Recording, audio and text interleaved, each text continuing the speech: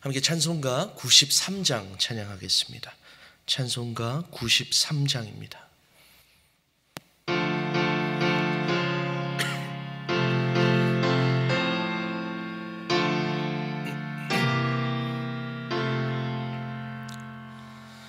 예수는 나의 힘이요 내 생명 되시니 구주 예수 떠나 살면 죄 중에 빠지리. 눈물이 앞을 가리고 내 맘에 근심 쌓일 때 위로하고 힘주시니 주 예수. 예수는 나의 힘이요 내 친구 되시니 그대를 간구하면 풍성히 받으리. 햇빛과 비를 주시니 추수할 곡식 많도다. 귀한 열매 주시느니 주 예수. 예수는 나의 힘이요 내 기쁨 되시니 그 명령을 준행하여 늘 충성하겠네.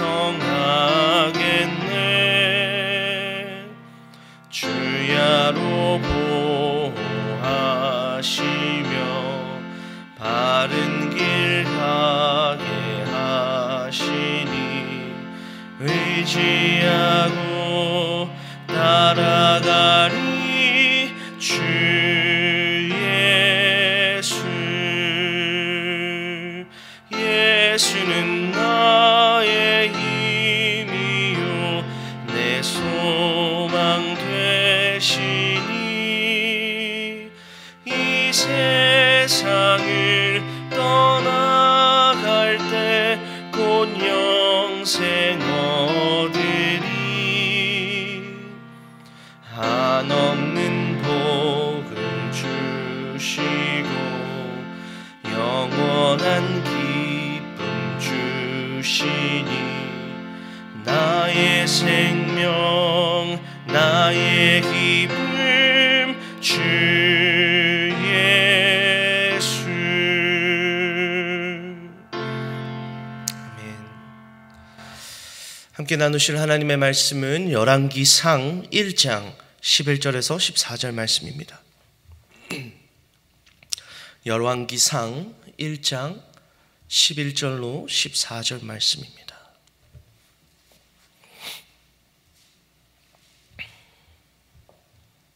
열왕기상 1장 11절로 14절 말씀 우리 한 목소리로 함께 봉독하겠습니다. 나단이 솔로몬의 어머니 밧세바에게 말하여 이르되 학기세 아들 아도니아가 왕이 되었음을 듣지 못하였나이까?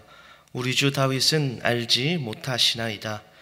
이제 내게 당신의 생명과 당신의 아들 솔로몬의 생명을 구할 계책을 말하도록 허락하소서. 당신은 다윗왕 앞에 들어가서 아뢰기를 내 주 왕이여 전에 왕이 여종에게 맹세하여 이르시기를 내 아들 솔로몬이 반드시 나를 이어 왕이 되어 내 왕위에 앉으리라 하지 아니하셨나이까? 그런데 아도니아가 무슨 이유로 왕이 되었나이까 하소서. 당신이 거기서 왕과 말씀하실 때에 나도 뒤이어 들어가서 당신의 말씀을 확증하리이다. 아멘. 오늘 본문이 되는 이 열왕기상 1장의 배경은 솔로몬의 말년의 시기입니다. 열왕기상 1장 1절은 이렇게 말씀합니다. 다윗 왕이 나이가 많아 늙으니 이불을 덮어도 따뜻하지 아니한지라. 옛날에는 왕이 곧 국가였습니다. 그래서 한 나라의 왕의 어떤 육체적인 쇠약은 그 나라의 국력과 왕권의 쇠약으로 이어졌습니다. 왕이 강건하고 힘이 있고 능력이 있을 때는 그 어느 누구도 왕에게 대항할 생각을 하지 못하죠. 그러나 왕이 세력이 약해질 때, 기력이 쇠할 때는 슬금슬금 그 왕위를 노리는 자들이 나타나기 마련입니다. 오늘 본문도 마찬가지죠. 다윗 왕이 강건할 때는 누구 하나 그의 말에 토를 달거나 그의 왕권을 차지하려는, 빼앗으려는 그러한 행동을 하려는 자가 없었습니다. 그러나 이제 다윗이 나이가 많고 기력이 쇠하기 시작하자 슬금슬금 자기가 왕이 되려고 하는, 반란을 일으키려고 하는 세력들이 나타나기 시작하는 것이죠. 열왕기상 1장 5절은 이렇게 말씀합니다. 그때 핫깃의 아들 아도니아가 스스로 높여서 이르기를 내가 왕이 되리라 하고 자기를 위하여 병거와 기병과 호위병 50을 준비하니. 이 아도니아는 다윗 왕이 예전처럼 그렇게 기력이 있고 총명하지 못하다라는 사실을 알았다라는 것이죠. 그리고 지금 자기가 다윗 왕을 제치고 내가 이스라엘의 새로운 왕으로 등극해야겠다라는 이 야망을 품고 있었던 것입니다. 그런데 이 아도니아가 반역을 꾀하고 있다는 사실 자체만으로도 사실은 엄청난 일인데, 더 심각한 문제는 무엇인가 하면 다윗 왕이 지금 이 사실을 모르고 있다라는 것이죠. 11절 말씀입니다. 나단이 솔로몬의 어머니 밧세바에게 말하여 이르되 핫깃의 아들 아도니아가 왕이 되었음을 듣지 못하였나이까 우리 주 다윗은 알지 못하시니이다. 이 부분을 볼 때 지금 다윗의 상태가 어떠한 상태인지를 아주 잘 알고 있죠. 육체적으로, 정신적으로 아주 많이 쇠약해 있음을 볼 수가 있다는 것이죠. 하지만 이 계획을 누구는 알고 있었습니까? 선지자 나단. 이 선지자 나단은 솔로몬의 어머니인 밧세바에게 이 사실을 고하고 아도니아의 반역을 막고 또 하나님의 뜻에 따라 솔로몬을, 다윗을 이어 이스라엘의 다음 왕으로 세우는 모습을 보여줍니다. 오늘 본문을 통해서 이 선지자 나단을 한번 좀 살펴보길 원합니다. 여러분, 나단이 누군지 아시죠? 나단 하면 가장 먼저 떠오르는 사건이 있죠. 바로 다윗과 밧세바. 다윗 왕에게 쓴소리를 했던 사람이 바로 이 나단입니다. 사무엘하 11장에 보시면 다윗과 밧세바의 그 불미스러운 사건이 기록되어 있습니다. 밧세바를 강제로 취하고 또 밧세바의 그 남편이었던 충신 우리아를 간접적으로 살해하는 그러한 다윗의 모습을 볼 수가 있죠. 그러나 다윗은 자신이 완전 범죄를 저질렀다 생각했습니다. 하지만 모든 이 만물의 창조주이시고 모든 것을 아시는 하나님을 속일 수는 없었다라는 것이죠. 하나님께서는 선지자 나단을 보내서 이 다윗을 책망하십니다. 그리고 사무엘하 12장에 보시면 이제 선지자 나단이 다윗 앞에 서서 다윗을 신랄하게 비판하는 것을 우리가 볼 수 있습니다. 우리가 이성적으로만 생각해 볼 때 감히 어떻게 한 나라의 왕에게 그러한 쓴소리를 할 수 있는가? 지금 이 민주주의 국가에서도 한 나라의 대통령을 그렇게 신랄하게 비판할 수가 있을까 싶기도 한데, 그 옛날에 까딱하면 죽을 수도 있는 이 시대에 이 선지자 나단은 어떤 것도 생각하지 않고 오직 하나님의 그 명령에 따라 다윗의 그 잘못된 부분을 지적하고 비판하는 모습을 볼 수가 있다는 것이죠. 나단은 자기의 안위가 어떻게 되는지 보다 하나님의 뜻이 어디에 있는지를 더 중요하게 생각했던 것입니다. 하나님의 마음이 무엇이고 하나님께서 과연 지금 이 시기에 원하는 것이 무엇인가에 그는 더 관심이 있었다라는 것이죠. 오늘 본문에서도 마찬가지입니다. 이 선지자 나단은 밧세바에게 가서 이 아도니아의 반란 계획을 말하고 있습니다. 그리고 나단은 이 아도니아의 반란이 절대로 성공할 수 없다라는 것 또한 알고 있었다라는 것이죠. 왜요? 하나님의 뜻은 다윗의 뒤를 이어 왕이 될 사람이 아도니아가 아니라 바로 솔로몬임을 알고 있었던 것입니다. 이것은 단순히 정치적인 문제를 떠나서 솔로몬으로 하여금 다윗의 왕위를 잇고 그를 통해 하나님의 구속사를 이끌어 가시고자 하는 그 하나님의 구원 계획의 성취와 아주 밀접한 관련이 있기 때문입니다. 그래서 나단은 하나님의 뜻이 어디 있는지를 정확하게 알고 있었고 그 뜻이 악인들의 손에 의해 지연되거나 잘못된 방향으로 흘러가기를 원치 않았던 것이죠. 그래서 그는 다윗을 찾아가 밧세바를 찾아가 하나님의 뜻이 어디에 있는지를, 지금 하나님의 그 마음이 어떠한지를, 하나님의 뜻이 무엇인지를 다시 한번 상기시켜주고 있는 것이죠. 오늘 본문의 이 선지자 나단의 모습을 보면서 우리의 모습을 한번 돌아보기 원합니다. 이 설교를 준비하면서 제가 계속해서 질문했던 부분은 바로 이것이었습니다. 과연 나는 매 순간 하나님의 뜻이 무엇인지를 물으며 또 기억하며 살고 있는가라는 것이죠. 나는 매 순간 하나님이 원하시는 대로, 하나님이 이끄시는 대로 나아가고 있는가라는 것이었습니다. 물론 우리 모두 최대한으로 우리가 할 수 있는 만큼 하나님의 뜻에 순종하려고 노력하죠.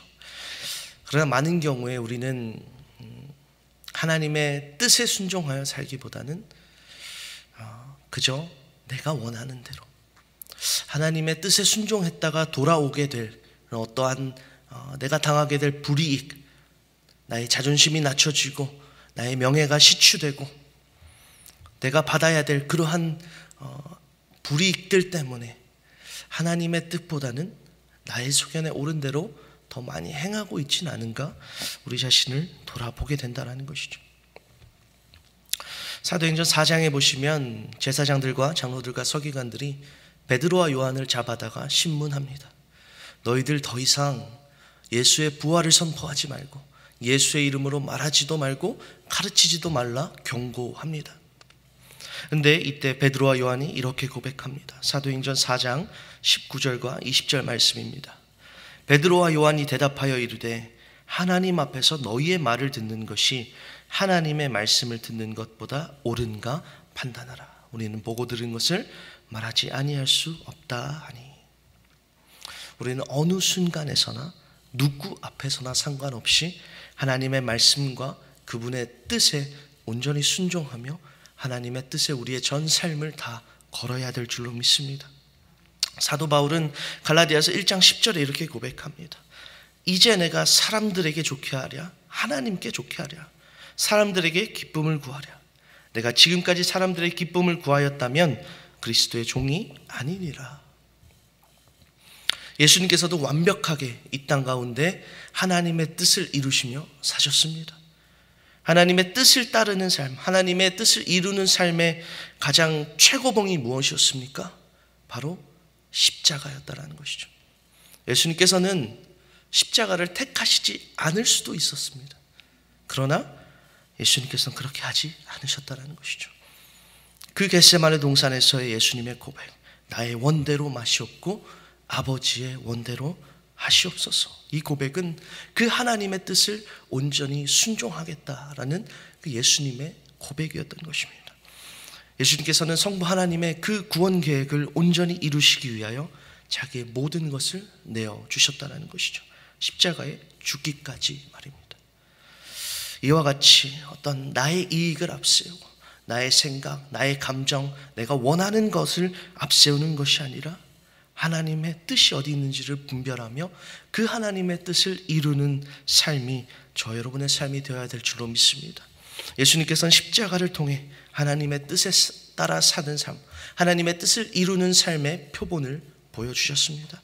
이제 저와 여러분도 이 예수님을 본받아서 우리의 전 삶을 하나님의 뜻에 맡기는, 그래서 우리 삶을 통해 과연 하나님의 뜻이 어디에 있는지를 분별하고 또한 하나님의 뜻이 하늘에서 이루어진 것 같이 우리의 삶에서도 이루어지는 그런 놀라운 복된 삶을 살아가실 수 있는 저 여러분 되기를 간절히 소망합니다. 우리 함께 기도하겠습니다. 하나님, 말씀을 통해 하나님의 뜻을 분별하며 하나님의 뜻에 순종하며 하나님의 뜻을 이루고자 하는 그런 선지자 나단의 모습을 보며 우리의 삶을 돌아봅니다. 과연 우리는 하나님의 뜻을 분별하며 살고 있는가? 하나님의 뜻이 어디에 있는지를 집중하며 살고 있는가? 우리 자신을 돌아봅니다. 하나님, 때로는 우리의 믿음이 연약해서, 때로는 우리에게 돌아올 어떠한 불이익이 걱정돼서 하나님의 뜻에 순종하기보다는 그저 세상의 이치를 따라 살거나 나의 소견에 오른 대로 살아왔음을 고백합니다. 하나님, 이러한 믿음 없음을 주님 긍휼히 여겨주시고 우리가 온전히 하나님의 뜻을 분별하며 하나님의 뜻을 이루는 삶을 살아가도록 은혜 내려 주옵소서. 때로는 이 삶이 비록 힘들고 어렵지만 예수 그리스도께서 그 십자가를 통해 보여주신 하나님의 뜻을 이루시는 그 삶의 표본을 우리가 기억하며 바라보며 우리 또한 예수님처럼 그 가신 길을 온전히 걸어갈 수 있는 우리 모두가 다 되도록 하나님 함께하여 주옵소서. 감사드리며 예수님의 이름으로 기도하옵나이다. 아멘. 하늘에 계신 우리 아버지, 아버지의 이름을 거룩하게 하시며 아버지의 나라가 오게 하시며 아버지의 뜻이 하늘에서와 같이 땅에서도 이루어지게 하소서. 오늘 우리에게 일용할 양식을 주시고 우리가 우리에게 잘못한 사람을 용서하여 준 것 같이 우리 죄를 용서하여 주시고 우리를 시험에 빠지지 않게 하시고 악에서 구하소서. 나라와 권능과 영광이 영원히 아버지의 것입니다. 아멘.